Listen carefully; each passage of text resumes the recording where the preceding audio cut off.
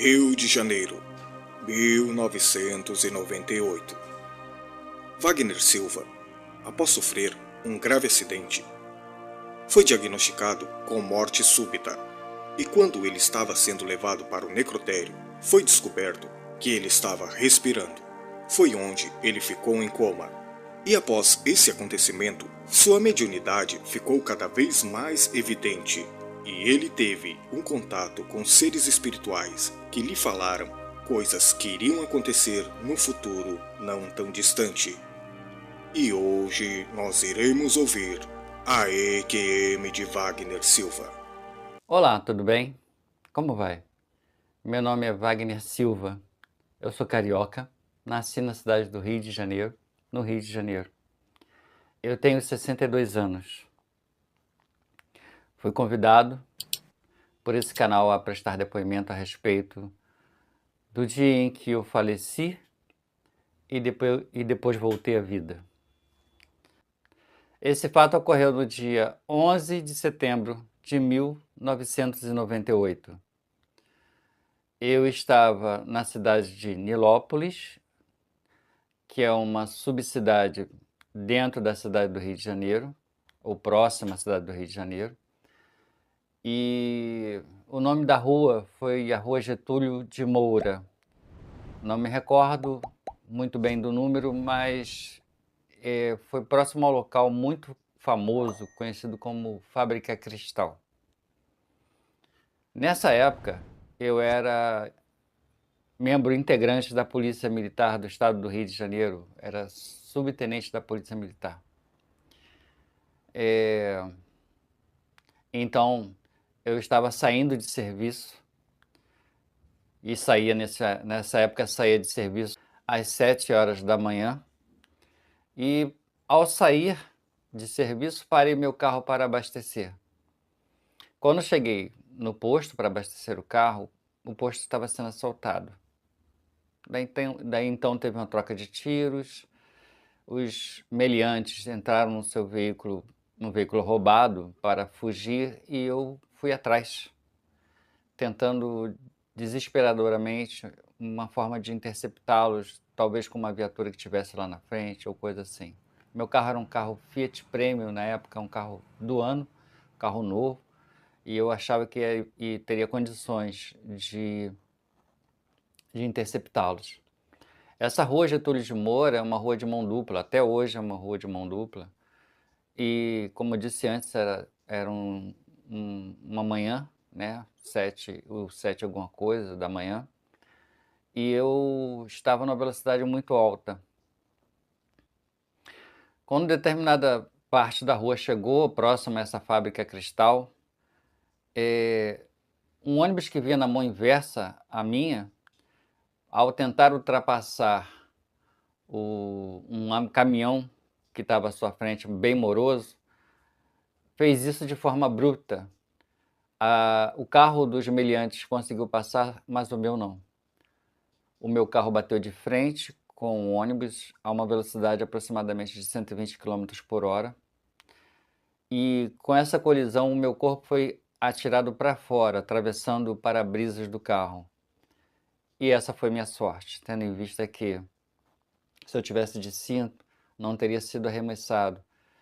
Só que o carro foi comprimido de acordo com a batida, e se eu tivesse ficado no seu interior, eu teria sido esmagado. O painel do carro, frontal do carro, ele ficou colado com o banco de trás e, lógico, o banco da frente do carona, né? E do motorista. Enfim, eu fui arremessado através do para-brisa, o meu rosto bateu de frente com o para-brisa, atravessou o para-brisa e depois bateu de frente com o ônibus.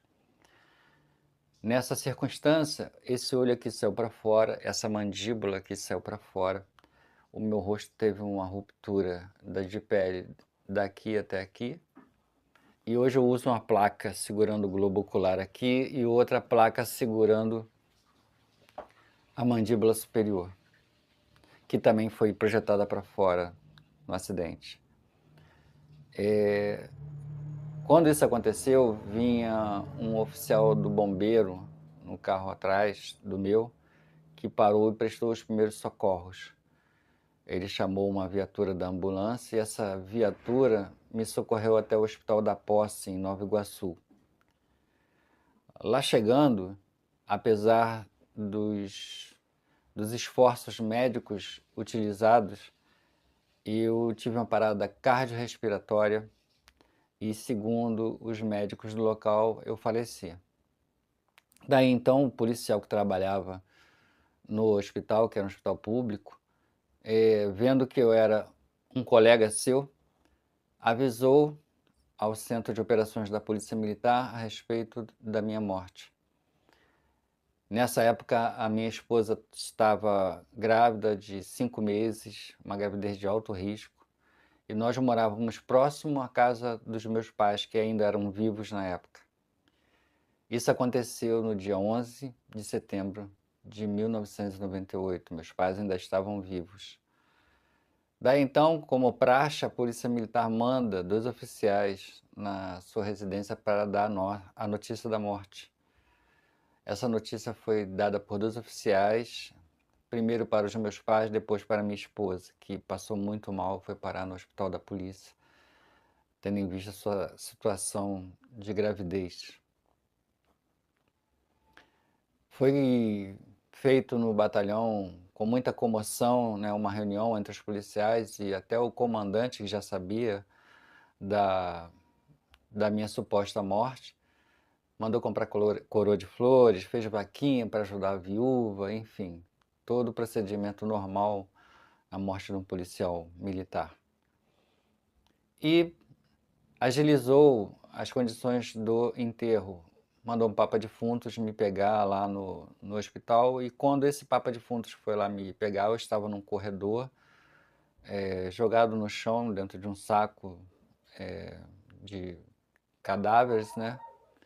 E ao ele tentar pegar meu corpo, viu que eu ainda tinha respiração e informou a equipe médica que, com muito susto, me trouxe de volta para a enfermaria, e lá fez os procedimentos normais que deveriam ser feitos. Daí então comunicaram ao meu comandante geral, ao meu comandante da unidade, perdão, e essa comunicação foi dada a meus pais, que foram até o hospital para fazer um reconhecimento, para ver se de repente não havia algum engano, porque meu rosto estava muito, muito desfigurado e eles precisavam de alguém da família para reconhecer, para ver se realmente era isso que estava acontecendo. Bom, foi feito e meus pais reconheceram aquela pessoa como eu mesmo.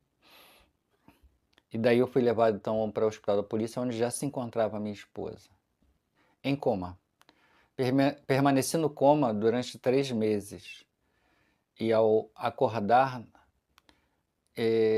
eu não lembrava de nada. Eu perdi 80% da minha memória. Para os senhores terem uma ideia, eu tive que aprender a andar de novo. Coisas básicas como andar, como, enfim,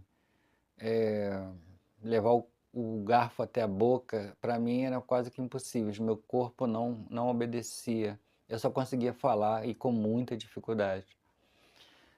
Minha esposa, quando eu acordei, estava do meu lado e grávida, com aquela barriga enorme, e eu não a reconheci.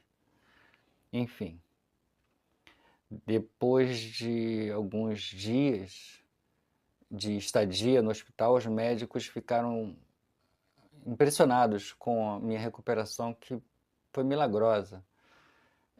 Eu não fiz nem operação plástica, e até mesmo a cicatriz do meu rosto foi sanada. Eu só tenho um pouquinho de corte aqui no canto da boca.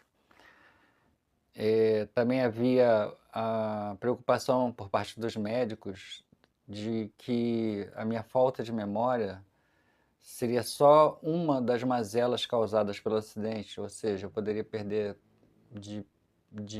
para sempre minha locomoção, alguns movimentos básicos, poderia ficar com algumas partes do cérebro afetadas, e tudo isso aí não aconteceu.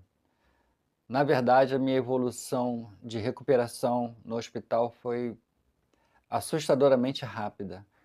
Inclusive fui alvo de estudos pelos médicos, pelos aprendizes de médico que faziam lá residência no local, por causa dessa recuperação. Ou seja, em 3 meses eu estava de alta, já totalmente recuperado, apenas com um problema de me locomover.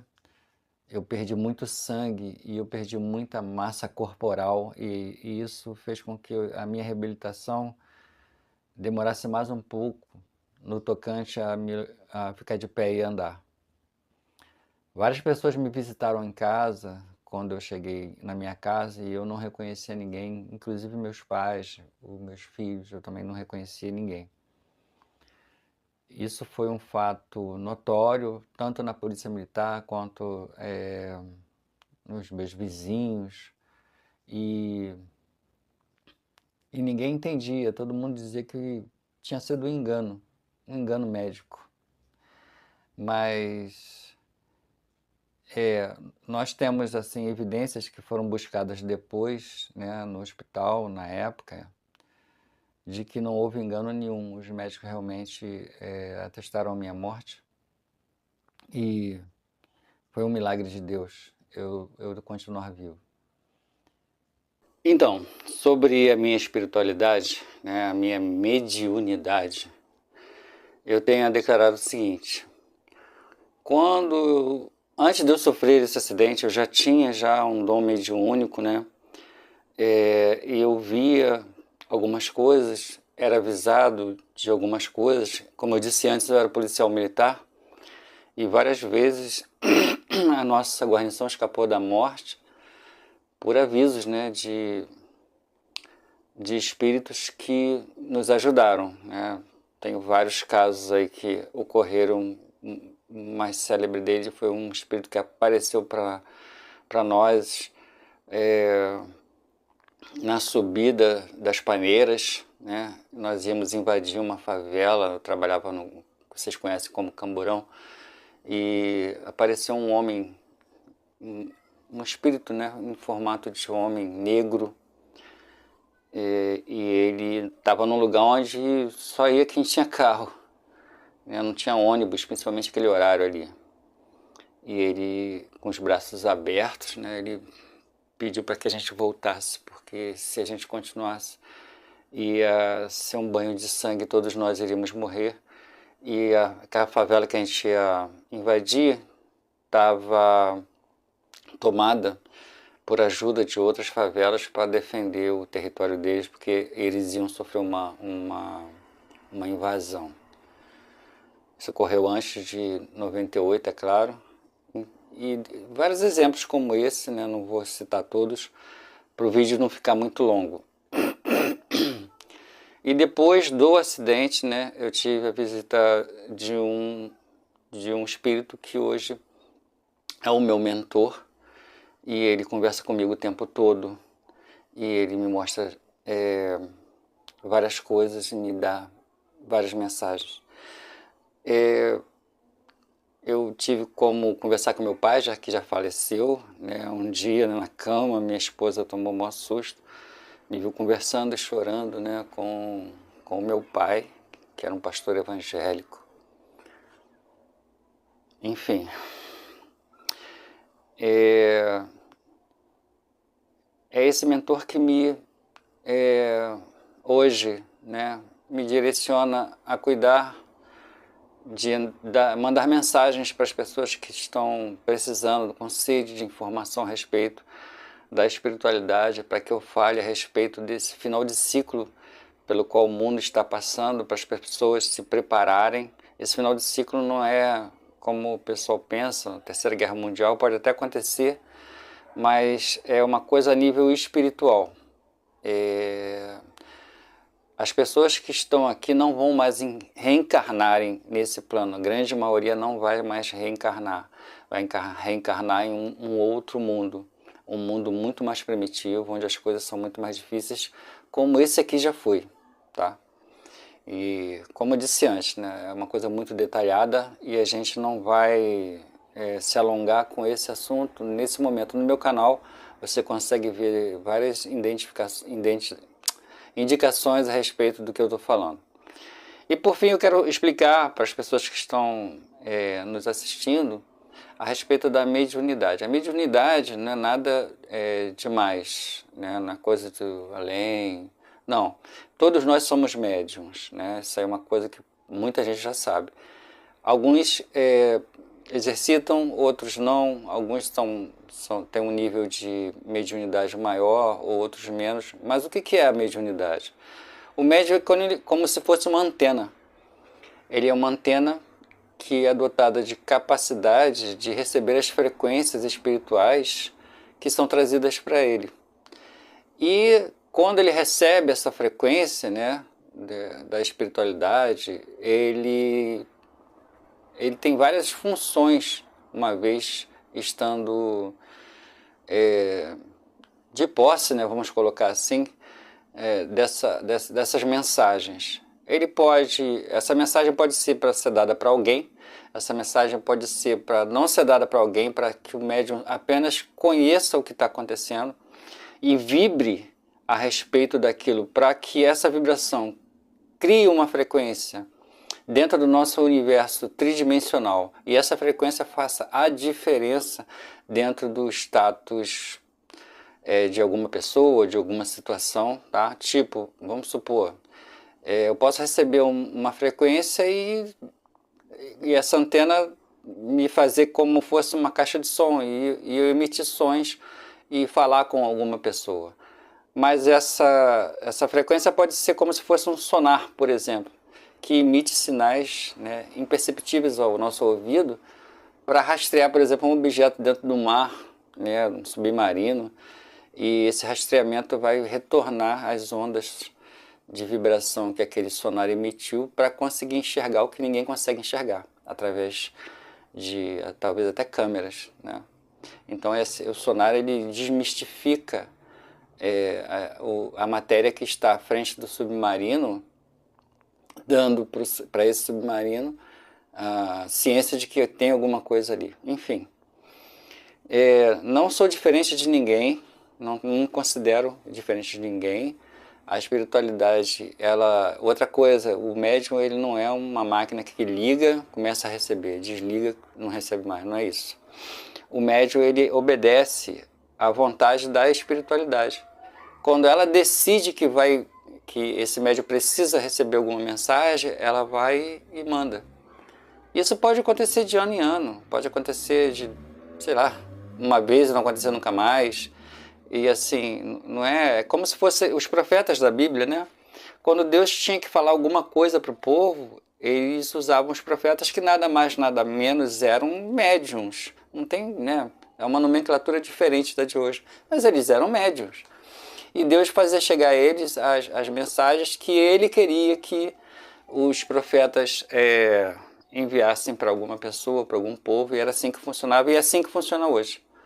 Eu quero agradecer muitíssimo, primeiro a Deus, que me deu mais uma oportunidade de estar aqui e uma responsabilidade de fazer essa obra de expansão de consciência, de dar a você que está me assistindo agora a certeza de que existe um Deus, a certeza de que nós somos o que somos porque temos a centelha divina dentro de nós.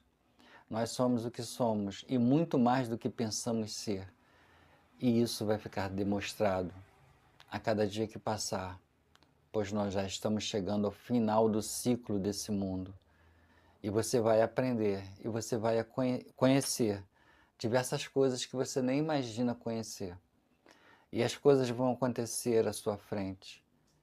E só assim é que virá o fim. Continua assistindo esse canal, do qual eu estou fazendo esse vídeo. É um canal muito interessante que conta vários depoimentos de outras pessoas e isso também é uma demonstração do que está por vir. E siga também o nosso canal. Veja nossos vídeos. Você vai gostar e vai se interessar muito porque é um assunto que poucos canais, poucas pessoas ligadas à espiritualidade têm condições de trazer. Nós somos pessoas sérias, pessoas espiritualizadas e comprometidas com o trabalho do Senhor. Obrigado. Fiquem com Deus.